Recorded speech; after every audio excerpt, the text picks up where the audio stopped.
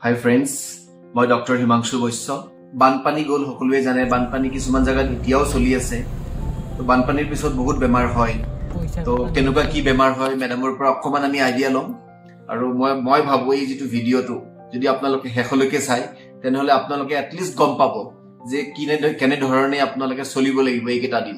so ma'am মই দৰ্শক সকলোকে কলুৱে যে বৰ্তমান যেটো সিচুৱেচন অসমৰ বানপানী চাৰিওফালে মানে বানপানী কিছুমান জায়গাত গৈছে তো কেনে ধৰণে চলিব লাগে কেনে ধৰণে বেমাৰ হয় তো সময়ত আপুনি অকমান ৰাইজক মই জনোৱাটো বিচাৰো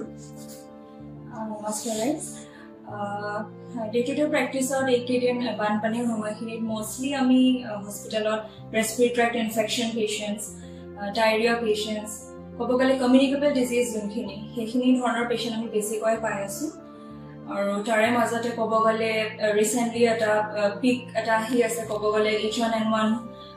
ইনফ্লুয়েঞ্জা ভাইৰাছ যোনটো আমি সকলোৱে জানো আগৰ পৰা swine flu নামত প্লাস কোভিডৰ এটা দুটা কেছ আমি পাইছো ৰিসেন্টলি আৰু কমিউনিকেবল ডিজিজৰ ভিতৰত কবগলে ডায়েৰিয়া পেশেন্টস টাইফয়েড পেশেন্টস এই বহুতখিনি পাই আছো আৰু লগতে জাপানিজ এনসেফেলাইটিসও বহুত বাঢ়ি আহিছে স্পেশালি ফ্লাড এফেক্টেড এৰিয়াছত আৰু বাকি এৰিয়াছত আমি বহুতখিনি তেনেকুৱা কেसेছ পাই আছো জাপানিজ এনসেফেলাইটিসৰ ভেক্টৰ কিউলেক্স মহৰ কামোৰত স্প্ৰেড হয়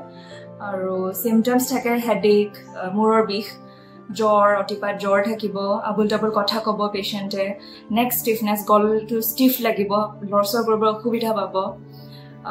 আৰু মূৰৰ বিষ থাকিব পাৰে তেনেকুৱা ধৰণৰ সিম্পটমস ইউজুৱেলি লৈ আহে পেশেন্টস আৰু তেনেকুৱা যদি এনি ধৰণৰ সিম্পটমস দেখা দিয়ে ইমিডিয়েটলি যাতে যেন ডক্টৰৰ ওচৰলৈ যায় পেশেন্ট সকলে আৰু ডক্টৰৰ পৰামৰ্শ লৈহে ট্ৰিটমেন্ট ষ্টাৰ্ট কৰা যেন হয় ঘৰতে যাতে যেন নাথাকে হেনেকুৱা যদি কাৰোবাৰ swine flu হয় বা H1N1 হয় কি সমূহ লক্ষণ দেখা দিয়ে এই কথাটো অকমান কওকচোন patient mostly present কৰে sore throat বা কাহ চৰ্দি viral fever symptoms খিনি যেনেকে body malaise লগতে fever থাকিব পেশেন্টৰ loss of taste sensation থাকে কিছুমান স্পেশালি কোভিড পেশেন্টস বিলাকৰ mostly খিনি symptoms এ থাকে ওকে তো সাও মানে ম্যাডাম ইতিমধ্যে কেনে ধৰণে এই H1N1 টো সংক্ৰমণ হ'ব পাৰে কেনেকে বিয়পিব পাৰে মানুহৰ মাজত তাৰ বিষয়ে ক'লে source of infection H1N1 or it's mostly called droplet infection বুলি কয় এটা হাসি মাৰি দিলে বা কাহি মাৰি বা কাহ এটা মাৰি দিলে তেনেকৈ স্প্ৰেড হয় ওকে তেনেকুৱা যদি কন্টাক্ট হিষ্টৰী থাকে ওকে মানে কেয়াৰফুল হোৱাটো ভাল আৰু মোস্টলি ক্ৰাউডেড প্লেছত গলে মাস্ক এটা পিন্ধি ৰাখাটো এইটো বতৰত এটা এডভাইস হ্যান্ড ওয়াশিং প্ৰটোকল খিনি সেইখিনি মেইনটেইন কৰাটো খুবেই প্ৰয়োজনীয় ঘৰত থাকিলে ইমানখিনি প্ৰবলেম নাই বাট সাপোজ যেমাকতে যেনেকে কলো যে ক্ৰাউডেড এৰিয়াত গৈছে বা মেবি ৰিসেন্টলি হস্পিটাল ভিজিট কৰিছে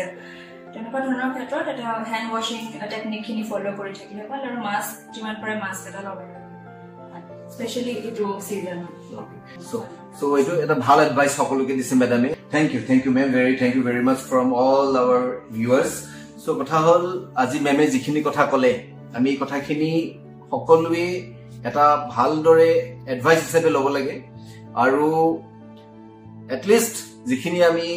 মানুহে বুজি পালো এই ভিডিওটোৰ পৰা আমি at least যদি আমাৰ জ্বৰ কাহ চৰ্দি মূৰৰ বিষ গাৰ বিষ এনেকুৱা যদি লক্ষণ আহে